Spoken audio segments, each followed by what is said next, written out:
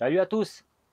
Alors je vais faire un troisième épisode sur les HPI. Après je crois que j'aurai pas épuisé, j'y reviendrai sûrement de temps en temps, mais je pense que pour le moment en tout cas j'aurais dit un petit peu le principal de ce que moi ça me parle. C'est parti.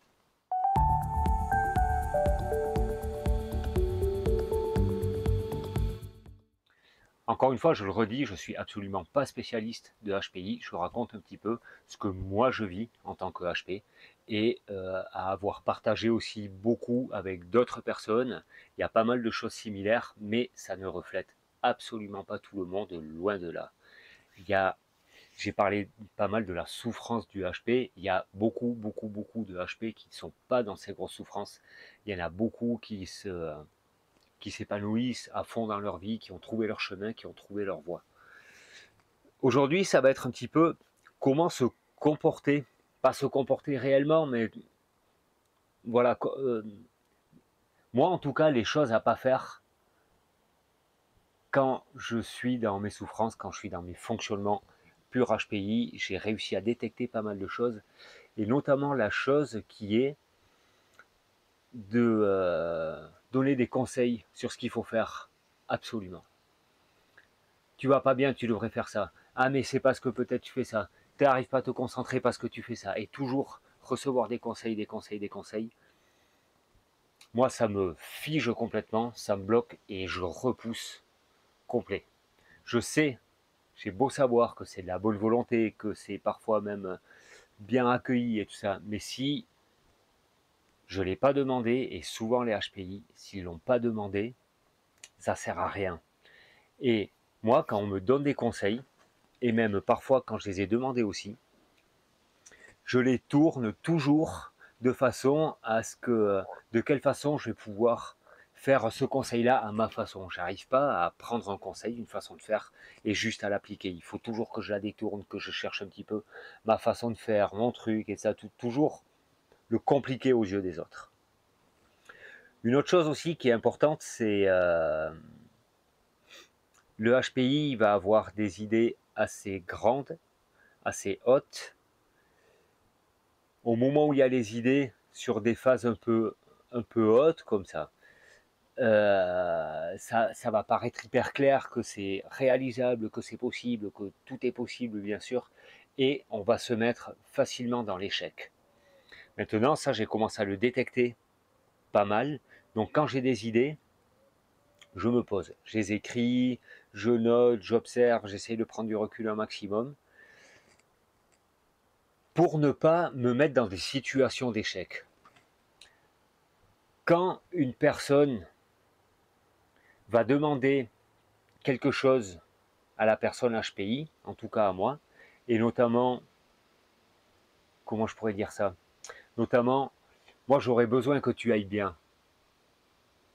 Et ça peut mettre en situation d'échec. Parce que moi je veux te rendre service, tu as besoin que j'aille bien, ok, j'aimerais bien pouvoir t'offrir ça, j'ai vraiment envie, mais sauf que comment je fais, comment, quand on part de bas, c'est quelque chose auquel on ne peut pas répondre, et on va se mettre en situation d'échec. Et parfois des demandes comme ça qui paraissent complètement anodines, en fin de compte vont mettre en situation d'échec, et vont plonger la personne dans sa situation, dans son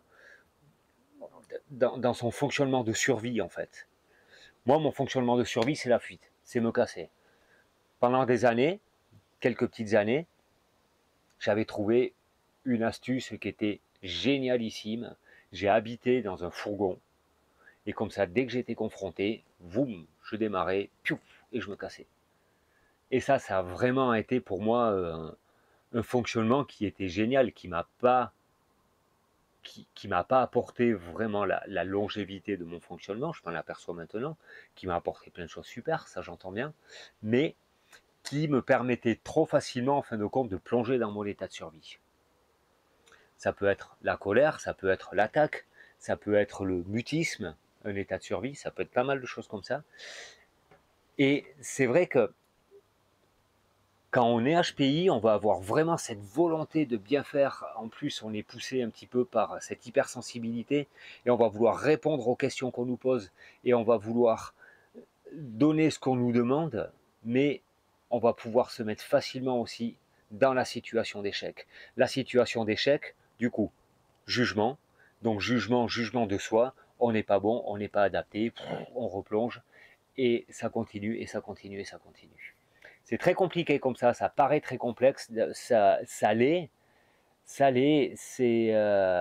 faut vraiment, en tant que HP, chercher à se connaître soi-même, et je redis, il faut se faire aider de ça. Donc, les 2 dernières vidéos, je vous disais, partagez si vous avez des gens en situation ou quoi, mais ne les partagez pas comme une solution. Ne partagez pas après en disant « Ah ouais, mais je t'ai partagé, tu n'as pas écouté ». Si vous partagez ce genre de vidéos-là avec des gens qui sont en souffrance, qui pourraient se reconnaître là-dedans, partagez-les dans « Tiens, j'ai vu ça, peut-être que ça pourrait t'intéresser, et si tu as envie, tu me partageras si ça t'a parlé, si ça te dira. » Mais c'est si tu as envie. Parce qu'autrement, ça met la pression, ça fait, et ça emmène aux situations d'échec. Et voilà, faut pas forcer les gens. Faut pas se dire j'ai la bonne solution pour toi, mais moi j'y vois clair. Faut que la personne elle décide. Et même quand elle décide, c'est encore bien assez compliqué comme ça. Donc voilà, la trilogie du HPI, on verra, peut-être en fin de compte j'y retournerai dessus, on verra bien. En tout cas, moi je vous dis à demain pour de nouvelles aventures. Ciao.